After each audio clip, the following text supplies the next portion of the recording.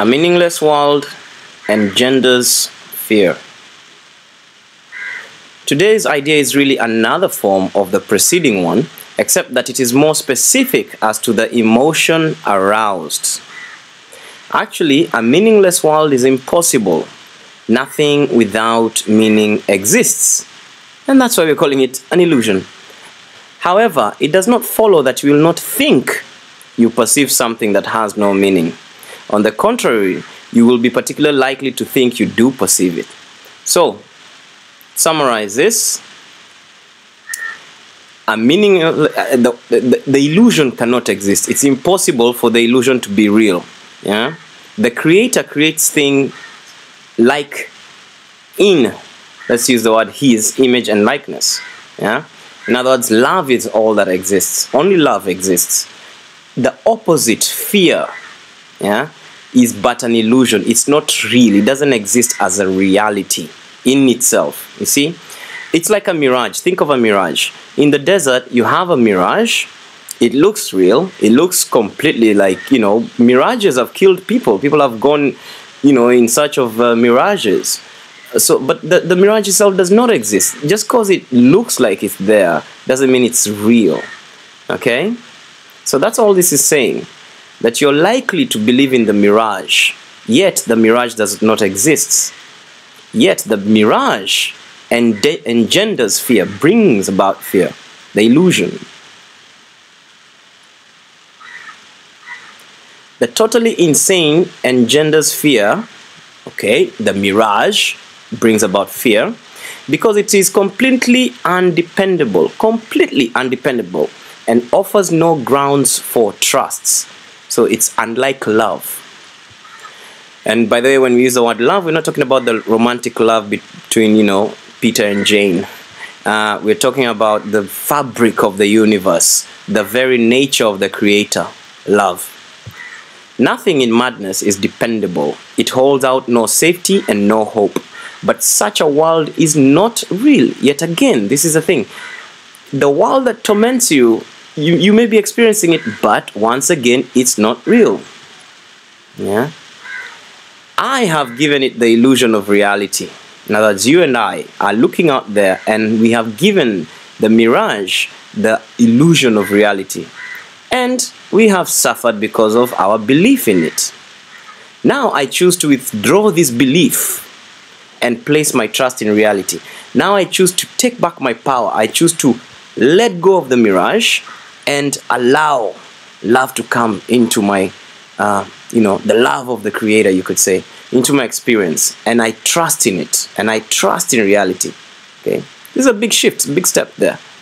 In choosing this, I will escape all the effects of the world of fear because I am acknowledging that it does not exist. Try this stuff. It's really cool.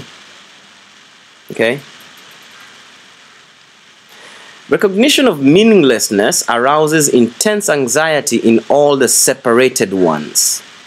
Of course, doesn't this stuff make you a little bit anxious? It's completely upside down from what you have always taken as real up to this point, isn't it?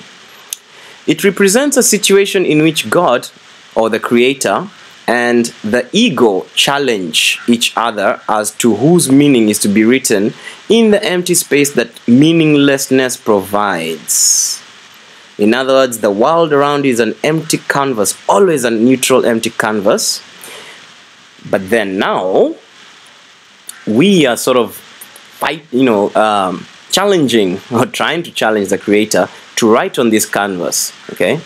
The ego rushes in frantically to establish its own ideas there, fearful that the void may otherwise be used to demonstrate its own impotence and unreality.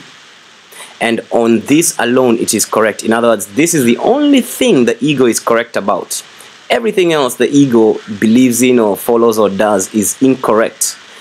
The only thing the ego is correct about is that once you allow the Creator to write on that canvas, okay, or you decide to drop the belief in the illusion of separation, the belief in separation, the belief in the idea that we are separate, once you allow that, that will literally wipe out the ego.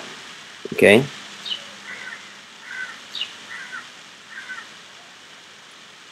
It is essential, therefore, that you learn to recognize the meaningless and accept it without fear. Recognize it's meaningless and accept it. You don't have to fight it. You don't have to be afraid of it. Just accept it without fear.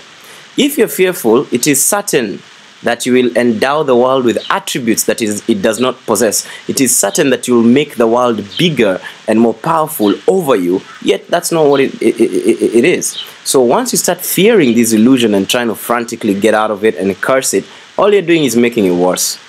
Yeah? You're just making it worse because you're just saying that you're a victim here.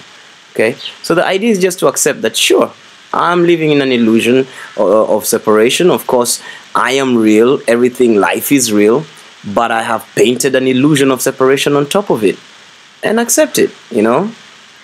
To the ego, illusions are safety devices. Remember that. To the ego, illusions are safety devices. That's why it creates them. Yeah. And so, since you equate yourself with the ego instead of with your creator, then the illusions become safety devices for you. If you had equated yourself, linked yourself to your creator, yeah, then the illusions will no longer be necessary. They would no longer give you any safety, and so they would drop. But because you have equated yourself with the ego, then the illusions are sort of keeping you, in quotes, safe. You just want to believe them. You want to believe, for some reason, you want to believe in the illusion of separation.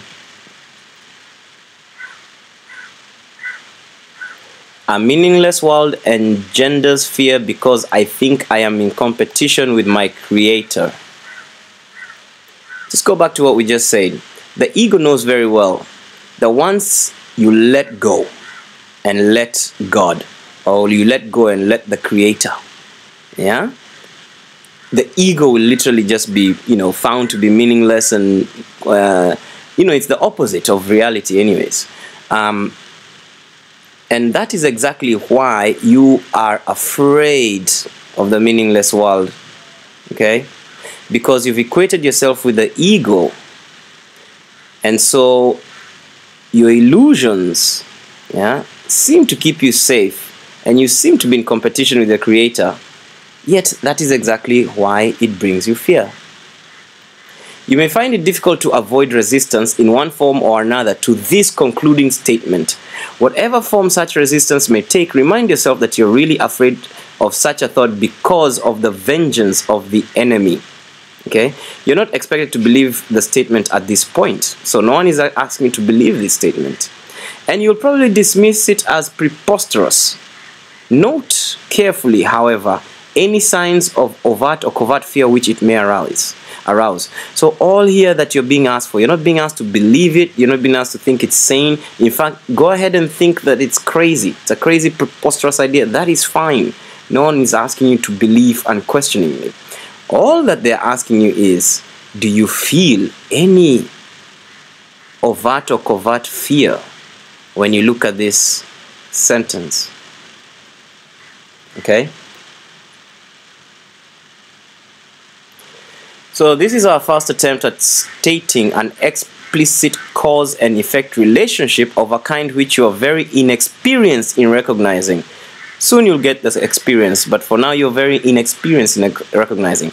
Do not dwell on the concluding statement and try not even to think of it except during the practice periods. In other words, forget about it except during the practice periods. That will be enough at present, okay?